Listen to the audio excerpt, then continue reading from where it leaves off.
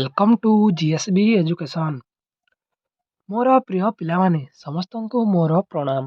आशा करे समस्ते बहुत ही भलरे थिबो एवं आपण मानकर परिवार रे मध्य प्राय समस्ते भलरे थिबे ओ आपण मानकर प्रिपरेशन मध्य सबुठारु बेस्ट वे रे चालुथिबो।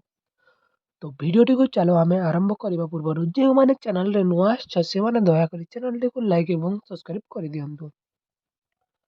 तो देखो पिलामाने आज आमे पढ़िया ओडिया ग्रामर रो साधारण अशुद्धि। तो देखो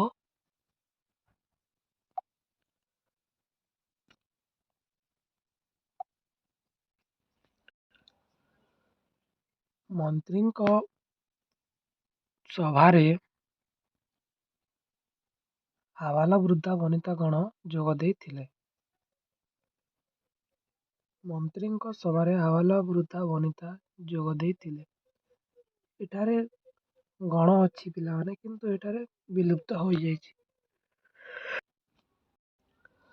सबु कवि माने प्राकृतिक वर्णना रे सिद्धहस्त। एटी तार शुद्ध रूप देख पिला माने सबु कवि प्राकृतिक वर्णना रे सिद्धहस्त। एठारे कवि माने अच्छी किंतु पिला माने एठारे केवल कवि अच्छी। ठीक अच्छे रे आगो को बढ़िबा। देखो एठी देखो शिक्षयित्री प्रत्येक छात्र मानंकु प्रश्न पचारिले। देखो पिला माने एठारे प्रत्येक तो शब्द अच्छी एवं मानंकु मध्य एठारे कुआ जायछि। तो एटा अशुद्ध रूप अच्छी या को शुद्ध करि लिखिले शिक्षयित्री प्रत्येक छात्र को प्रश्न पचारिले। यार शुद्ध रूप तुमे निजे करि परिबो पिला माने बहुत सहज रे। ताले चलो आगो को बढ़िबा।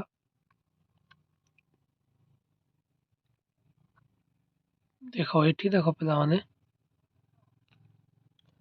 पिलाटी संक्षिप्त रे उत्तर देला। यार शुद्ध रूप होला पिलाटी संक्षेप रे उत्तर देला। ठीक अछि रे आगो को बढ़िबा।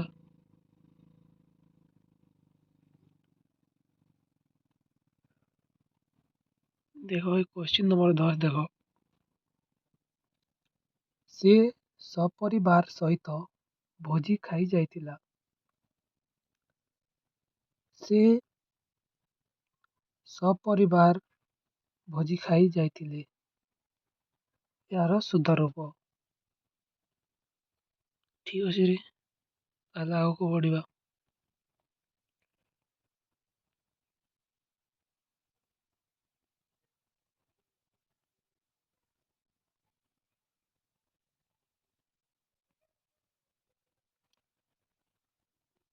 एठारे देखो रेखांकित पदर शुद्ध रूप लेख।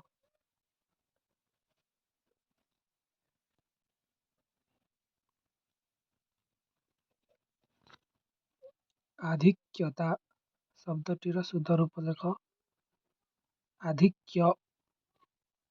ठीक अछि।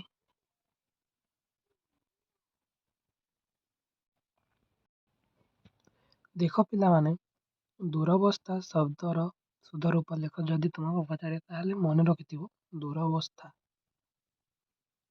बुझिल आउ सूर्य परागर शब्दटी को शुद्ध कर लेख बोली तुमको जदि पचारे ताहले सूर्य पराग मन रखिबो।